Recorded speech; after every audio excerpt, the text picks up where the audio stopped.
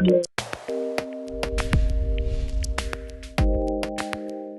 you, Mr. Mangat, for joining us here, Pleasure. and welcome to GBS 2017. It's a pleasure. So can you take us through the growth story of UAE Exchange in particular and some key milestones that you can really point out? If you look at it, there are three or four things which really made the growth story very possible for us in India market specifically, has been the introduction of non-banks getting into very actively space, and with the advent of technology which is coming into that last decade. So as a group, we have been very aspirational in terms of to do that, growing the business both organically as well as inorganically. And when we had a lot of opportunity to grow the market business across the market globally as well. So as we stand today, we are covering 45 markets directly, with handling almost 100 million transactions annually with a throughput volume of $100 billion. So we have really built the institutions really globally, both organic and inorganic way. But how has UAE Exchange, managed to keep both Indian as well as, the cultures of UAE together into the company, weaved it like together into the company ethos and made the brand such a success? See, when you are a global business, you cannot take a shelter and a shadow of one culture or one nation by itself. But being the nature of the business that we are in, India is a very big market for us. For example, in the case of money transfer, we handle globally $30 billion, of which $8 billion comes into India. So India is a very big market, and definitely Dr. Shetty, being an Indian, he's proud Indian. So definitely he has got a lot of sentiments and attachment towards India as well. Right. As you rightly said, annual remittances from UAE, form a significant part for the Indian economy. So what are the facilities that you provide to your consumers in order to make sure that that number keeps growing year on year? I think, if you look at it, I'm sure with the buzzword which we hear more about, the fintech, if you go back and see, remittances and payments industry at large has been always a first mover in terms of adopting technology. Right. So technology has really helped us to really move to that. So one single thing which we have always captured is to take out the anxiety of the customer.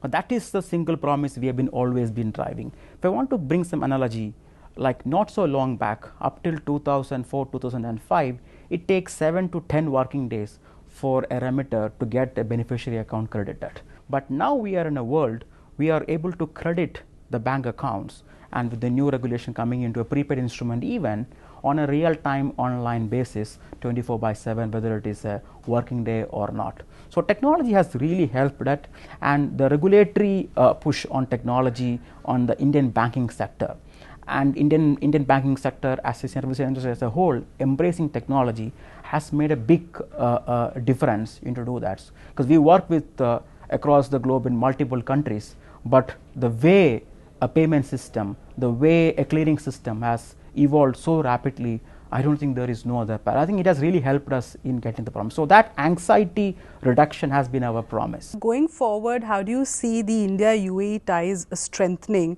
And, because both the nations are investing in the countries, whether it's the form of exports, whether it's to boost business.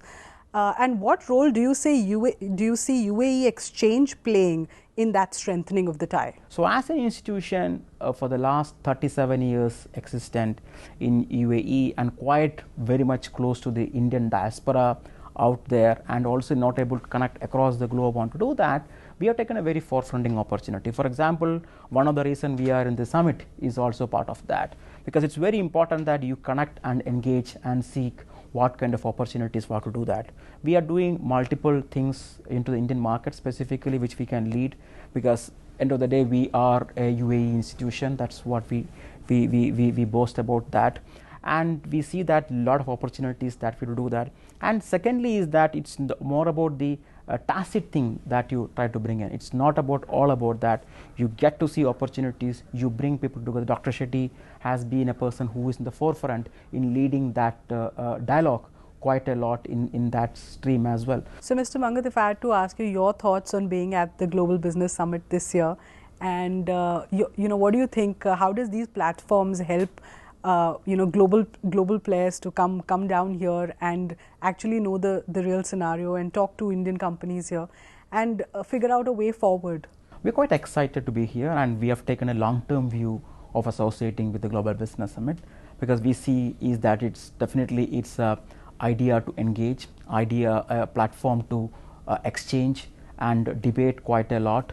I'm sure definitely we will get to see a lot of opportunities, quite a lot of learnings we can do that, and we are quite happy that we are part of a summit which brings the community as a whole across the globe, and we are very happy that it's no more India per se, it's more about India global per se. All right. Thank you so much, Mr. Thank you so much. Pleasure to have you here. Thank you. Thank you so much, Ankit, for joining us, and welcome to the Global Business Summit. The Prime Minister is all out to make India a digital economy, and you've been on ground and you're working closely with that. If you could compare the scenario, how have you seen things changing over the last, let's say, 5 years or so? And if we talk about the hinterlands, where are we whereas digitization is concerned on that front? See, in the last 5 years, we've experienced a significant shift in the way people have been doing their businesses, they've been doing their compliance, they've been making their payments. So a majority of it has moved from a traditional model of a brick and mortar to an online platform. So any of the e-governance services that are required, or they essentially your return filing, your PAN card application and other processes, or probably even updating your Aadhaar, a lot of people are very keen about keeping all of their ID proofs, address proofs and all of these updated on regular basis, so they can do it through the technology sitting at their place, they can do it online. Alternatively, there have been a lot of people who have walked into our centers spread across the country for availing these services there. So the payment patterns have shifted. Earlier, whatever service fees realization used to happen was majorly on cash basis. So now a lot of people have started moving towards the digital economy. They're moving towards cards, Aadhaar enabled payment systems and your wallets. But I think is it still a long way that we capture our tier 3 and our small towns into this purview of digitalization? It's just the tip of the iceberg. So once we tend to roll it down to tier 3, tier 4, tier 5 cities, that is where we can proudly say that we are a purely digital economy in vis-a-vis to the comparison to the other countries. Thank you so much, Ankit, for joining us, and have a good time. Thank you.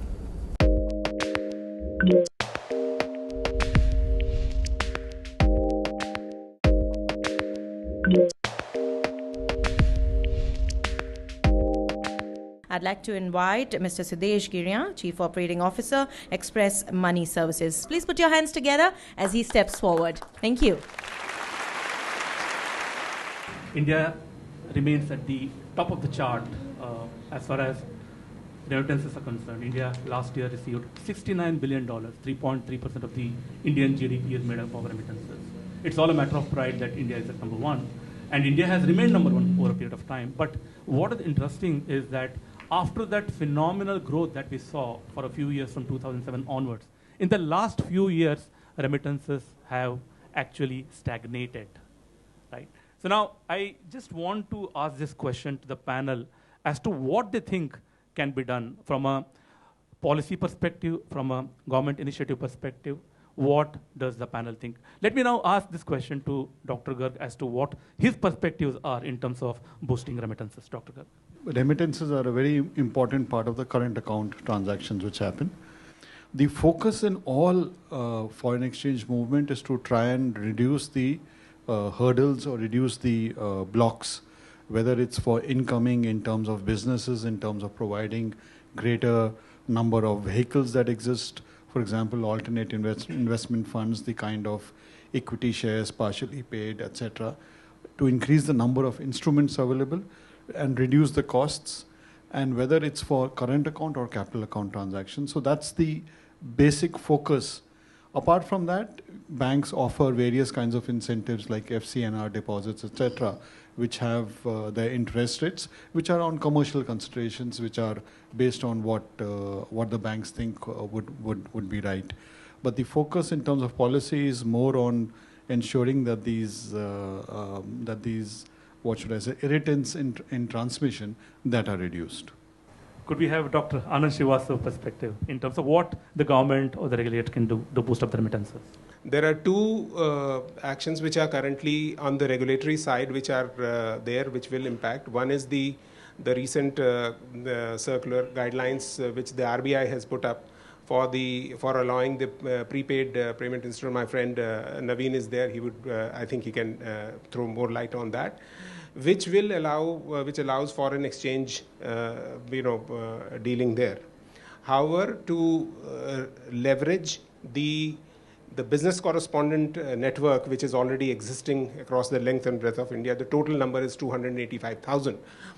The white label BC guidelines, which are under formulation with the RBI, that and this particular guideline and the NPCI under the instructions from RBI, allowing interoperability of the BC agent, basically the bank mitra, will create the full infrastructure and the vehicle and connectivity to increase the flow of foreign remittances right up to the level and the ease of that. Naveen, would like to hear from you. So I think first, thanks to Dr. Garg and the government and the ministry, we have already seen huge event in November, which has already boosted whatever has to happen in digital, in all, including remittances. In fact, during this period, we as an industry have seen increased use. A lot of customers who are underbanked, they need to be paid physical cash. So while that time the cash was not available, that gave boost for alternatives like prepaid instruments to be looked at as a solution. All these people we give money, instead of giving physical cash, they ultimately spend. So can we give them into a wallet if they don't have a bank account? At least can we create a wallet? Can they start using it? I think the draft guidelines that we've seen in a prepaid is already talking about looking at that as an option and say, okay, up to 50,000 rupee transaction value, you can transfer into these wallet so that the payment and the transactions thereon can continue to be digital instead of giving cash. Similarly, interestingly, we've also seen first time there is a thought again mooted in the guidelines that for foreign outward current account transactions up to 5,000 rupees, can the instrument, which are at least either issued by an entity which has a AD license themselves, or the entities which are bank having AD licenses, can consider up to 5,000 rupee transaction. Of course, there is a room for discussions, and these are draft guidelines. Technically, all PPIs can participate because they have a escrow banker who has a AD license. Theoretically, it's a compliance around money going out. So I'm sure some of those discussion will happen. Let me ask this question to Dharmesh next. He has been handling remittances at Yes Bank. What is your perspective, Dharmesh? I think India is one of the far more evolved countries in terms of remittances. In terms of cost also, cost of remitting back to India is much lower than the global average. Even in terms of turnaround time, India is far more evolved. However, there are few cases, and I would like to share few South Asian countries have been incentivizing remittances more from a government perspective. So without taking names, there is a policy where one of the South Asian country actually gives a remittance card to a guy who is remitting money. Now this remittance card can be used, so it depends on the volume which you are remitting money back to India. So for example, if a guy is remitting $1 million back to India, he's getting a duty-free credit into his remittance card, which he can use when he's visiting that country, and which is an interesting concept. So you're not actually incentivizing or spending something, but you're foregoing some revenue out of it, and that country has actually seen a 10x jump in the last 6 years. So some of those interesting novel ideas, we should now look at it, because now if you look at the volumes to India, is plateauing at around $70 billion. It was around $37 billion in 2004, and the growth was phenomenal. Last 3 years, it is close to 70. So I think some of these incentives are critical. Philippines, for example, one of the other countries, has also started educating a lot of their diaspora who are going overseas. So the idea is to, before they leave the country, they get a full day orientation, a skill development program, where they actually are aware of what is the importance of saving back into your country, because you never know, you may have to come back one fine day. So some of those interesting concepts which are driven centrally by the regulators, the central government, can actually help drive these numbers. Dr. Rajendran, what is your perspective? You're also closely associated with remittances thanks to all these initiatives from the NPCI side. What is your take on the initiatives from the government side? See, first I wanted to respond to his query about the BC interoperabilities.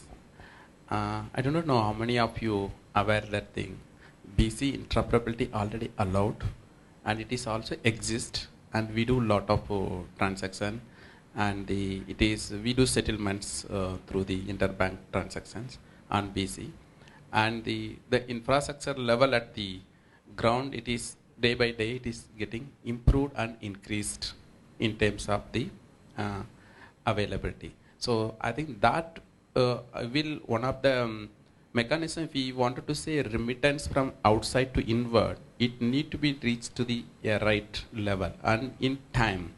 So many products come with various things and so many things, and remittance to address all the levels, whether it is the people who have the access to the data networks, or people who have an access to only voice network, and various mechanism already has been available. Now we see the things, there is need for improving the B2C transactions. That is what I'm just seeing the thing. Lot of the consumer has lot of access mechanism, but there is some lack of infrastructure issues on the B2C. We need to see how to improve that one.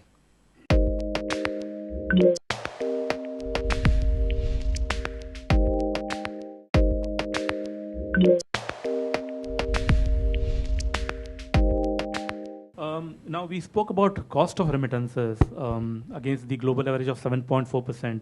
South Asia is somewhere around 5.6.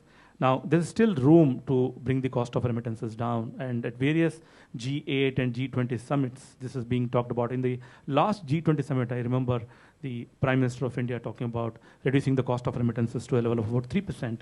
I think, from that point of view, there is a huge role that technology can play in terms of bringing the cost of remittances down and at the same time increasing the speed of remittances, right? I would like to ask Abhijay as to what he thinks can be done from a technology perspective. One is, of course, very increasingly with the infrastructure that the government is going to roll out right now. So one statistic that we have in India also is, while there is a remittance coming in at 2.5% odd or 2.85% odd, the onward distribution, 70% of that is still through informal channels. And that actually builds up the cost significantly. If you look at the use of technology now coming in through payment banks and through the PPI licenses, we see a lot more on the payment side getting much more streamlined and the costs coming down. In fact, that in a way will also increase the confidence, because everything will now move through a faster channel. So at a bank-to-bank level, you may have much more sophisticated stuff like blockchains, etc. But when you look at the B2C leg, I think the payment banks and the PPIs, which is now going to be coming in, the mobility, frankly, is going to be the cheapest form as far as technology is going to come in. And that technology is already in place. NPCI has set up many more channels, and increasingly we will see much more of a optionality being built into technology, where people will have the option to actually choose between one and the other and choose the cheapest form. So I think that kind of technology is coming in very significantly. Back to you, Dr. Rajendran. When it comes to technology, I'm sure you will have plenty to add. What do you think can be done further in terms of new initiatives on the technology front to bring down the cost of remittances? If you see the things, actually the delayed delivery of the cash to the final beneficiary adds the cost. That's what every calculation goes on.